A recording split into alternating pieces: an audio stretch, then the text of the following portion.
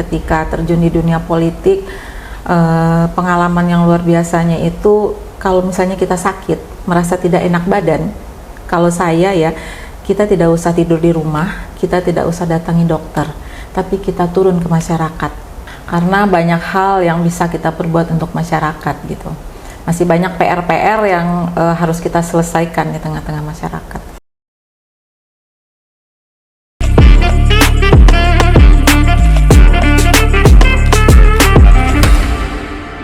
Halo, selamat siang Jitimania, kembali lagi dengan saya Tamara Nikita. Nah, kali ini kita akan bincang-bincang dalam spesial program Siapa Dia. Nah, Siapa Dia ini adalah program yang akan berbincang-bincang dengan orang-orang yang akan tampil menjadi calon legislatif. Nah, tentunya masyarakat ingin mengetahui siapa saja calon-calon yang akan melaju di tahun 2024 mendatang. Nah, untuk itu tentunya saya tidak akan sendirian, di mana saat ini saya sudah bersama dengan Kak Desi Susanti Esos. Nah, untuk itu kita akan menelisik perjalanan karir politik beliau yang sebelumnya dan yang akan datang.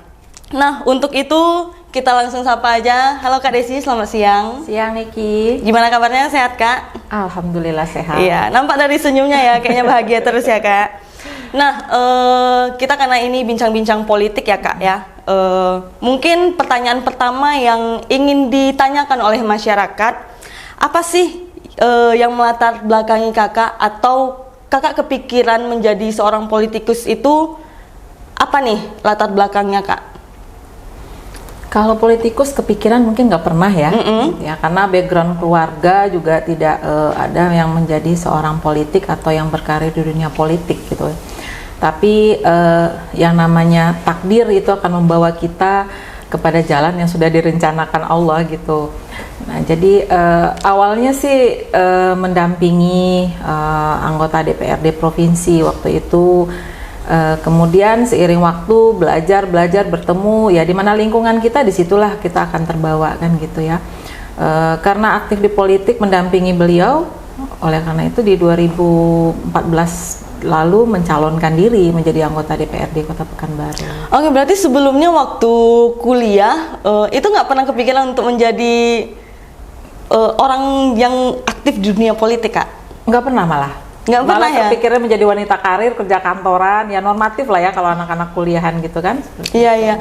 Nah, kita juga udah ngelakuin survei kecil-kecilan nih sama orang-orang terdekat Kakak. Katanya Kakak sangat suka membaca buku ya Kak ya? Sangat suka. Apakah dengan bacaan-bacaan buku inilah yang akhirnya mengantarkan Kakak terjun ke dunia politik? Kalau bacaan buku sih lebih banyak tentang pembangunan jiwa lah ya, kalau buku-buku yang dibaca gitu ya.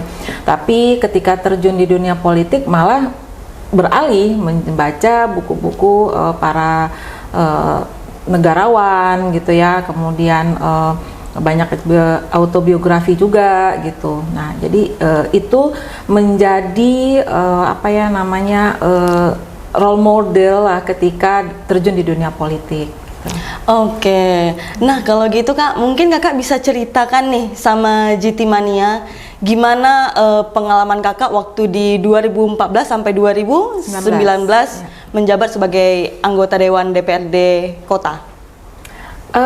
Seru sih ya, serunya karena kita di sisi lain kita harus bisa menjembatani antara masyarakat dan pemerintah Kota Pekanbaru ya gitu, karena posisinya legislatif itu berada di tengah-tengah. Namun demikian tetap kita adalah perwakilan masyarakat, namanya juga wakil rakyat ya, berarti kita menjadi wakil mereka di DPRD untuk berkomunikasi dengan pemerintah Kota Pekanbaru. Oleh karena itu tetap kepentingan masyarakat yang lebih kita utamakan gitu.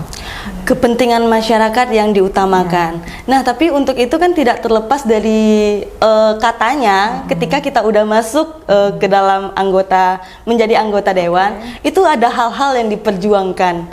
Nah, stigma di masyarakat dan stigma di kawan-kawan perpolitikan yang diperjuangkan itu apa sih Kak? Yang diperjuangkan itu misalnya seperti ini ya, pembentukan peraturan daerah misalnya ya. Nah, pembentukan peraturan daerah itu otomatis kita bagaimanapun usulan dari pemerintah kota, tetap kita harus memperhatikan kebutuhan masyarakat gitu loh ya. Kalau pemerintah kota mengusulkan A tapi ternyata masyarakat kita belum membutuhkan A, nah itulah yang kita perjuangkan di DPRD itu ketika pembahasan gitu. Tapi ketika yang diusulkan oleh pemerintah kota itu bisa untuk memperbaiki atau meningkatkan kesejahteraan masyarakat kita, otomatis kita akan support gitu. Tapi walaupun dia judulnya kepentingan, tetap kita kepentingan masyarakat yang kita dahulukan gitu. Berarti itu jatuhnya gimana kawan-kawan di anggota dewan ini menggodok peraturan-peraturan daerah ya, Betul. berdasarkan dari aspirasi-aspirasi masyarakat.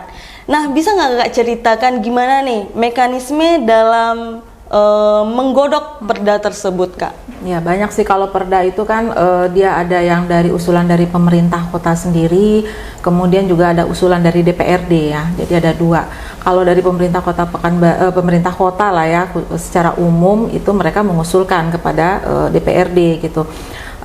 Kalau misalnya inisiatif DPRD itu biasanya aspirasi dari masyarakat ketika turun reses itulah, misalnya masyarakat membutuhkan, kami ingin adanya nih ketertiban nih harus lebih diperbaiki lagi di Kota Pekanbaru misalnya.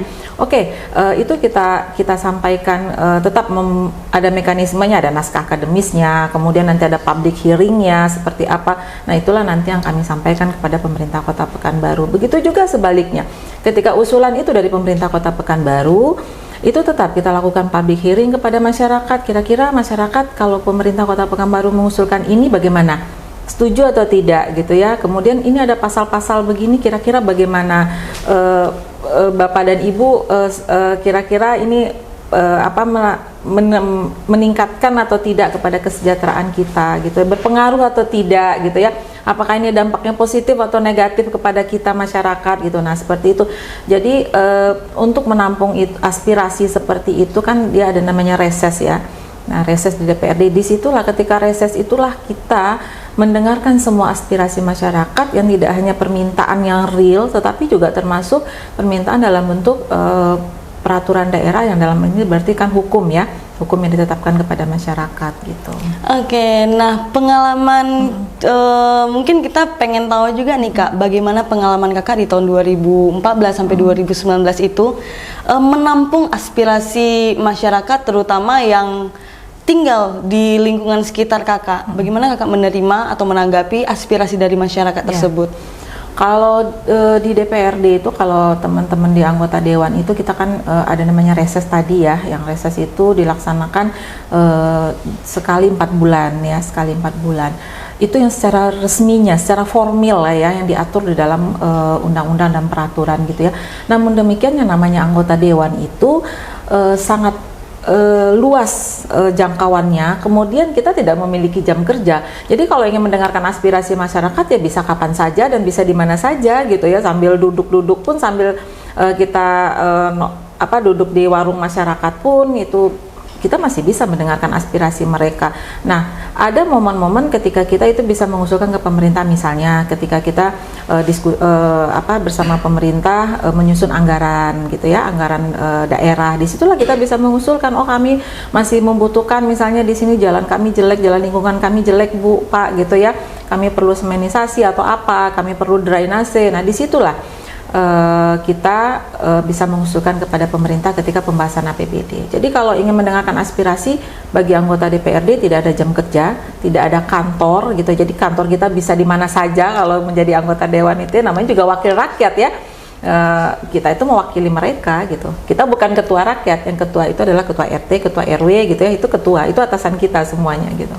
Ada nggak pengalaman yang mungkin sampai saat ini tuh masih teringat dengan Kakak? Bahkan pengalaman itulah yang mungkin membuat Kakak kepikiran untuk mencalonkan lagi ke depannya. Kalau pengalaman di tengah-tengah masyarakat? Iya. Waduh, itu luar biasa. Kalau pengalaman di tengah masyarakat, jadi bagi kami, ya bagi saya pribadi lah ya, ketika terjun di dunia politik, pengalaman yang luar biasanya itu kalau misalnya kita sakit, merasa tidak enak badan, kalau saya ya, kita tidak usah tidur di rumah, kita tidak usah datangi dokter, tapi kita turun ke masyarakat. Ketika turun ke masyarakat, kita bertemu orang banyak gitu ya, kita mendengarkan ya tadilah mungkin keluhan mereka gitu ya. Disitulah kita pandai bersyukur bahwa kita itu mungkin ternyata alhamdulillah kita tuh lebih baik daripada apa yang dirasakan oleh masyarakat gitu.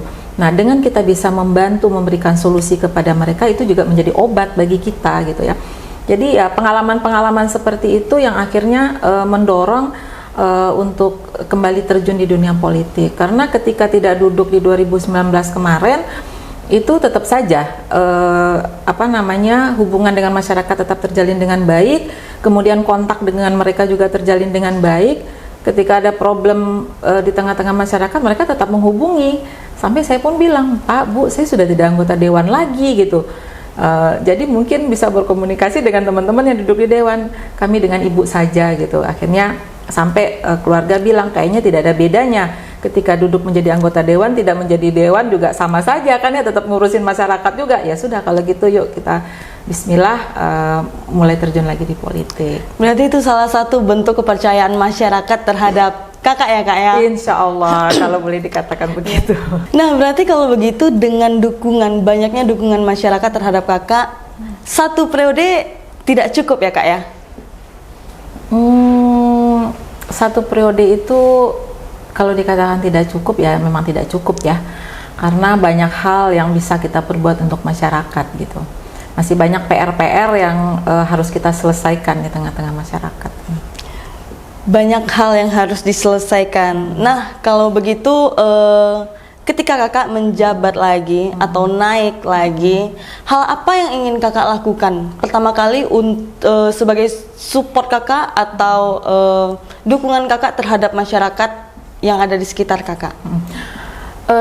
Sekarang ini ketika mulai turun lagi ya ke tengah-tengah masyarakat ya, terkait mau menjelang pemilu 2024 ini lebih intens lagi turun ke masyarakat. Itu pertama yang ditangkap itu adalah kurangnya informasi masyarakat, kurangnya informasi sampai ke bawah itu terkait misalnya mengenai kesehatan ya, mengenai layanan yang diberikan oleh pemerintah termasuk BPJS, kemudian ada KIS, kemudian sekarang juga ada yang baru itu ya UHC itu gitu. Masih banyak masyarakat yang belum tahu gitu ya. Sebenarnya itu adalah merupakan bagian dari tugas kita sebagai wakil mereka, mensosialisasikan itu ke mereka bahwa ini ada produk baru gitu ya.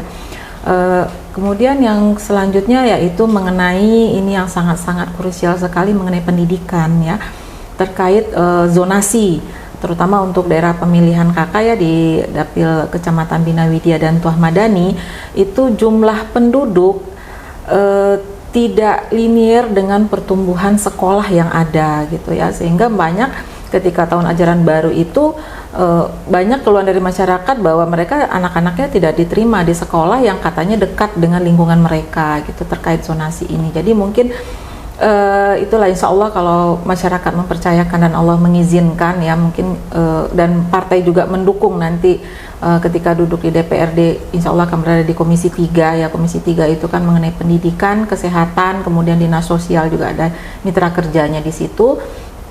Insya Allah akan berada di Komisi 3 sehingga ketika turun ke masyarakat itu kita juga bisa memberikan solusi ke mereka, kita bisa memberikan informasi yang akurat karena mitra kerja kita itu meskipun tidak mesti di Komisi 3 sih ya, kalau ingin ketika di Komisi 1, 2, 4 itu masih bisa juga kita bekerja sama dengan mitra terkait, masih bisa juga, cuman alangkah lebih baiknya kita concern di komisi yang langsung, memang Komisi 3 itu dia langsung ke tengah-tengah masyarakat, bersentuhan langsung ya, sangat bersentuhan. Berarti naluri seorang ibu sangat-sangat keluar di situ ya kak ya. Ya mungkin karena ini ya, karena kita juga merasakan apa yang dirasakan oleh emak-emak ya dengan ibu-ibu ketika tahun ajaran baru gitu. Aduh Bu, anak saya ini belum dapat sekolah, dia udah nangis-nangis.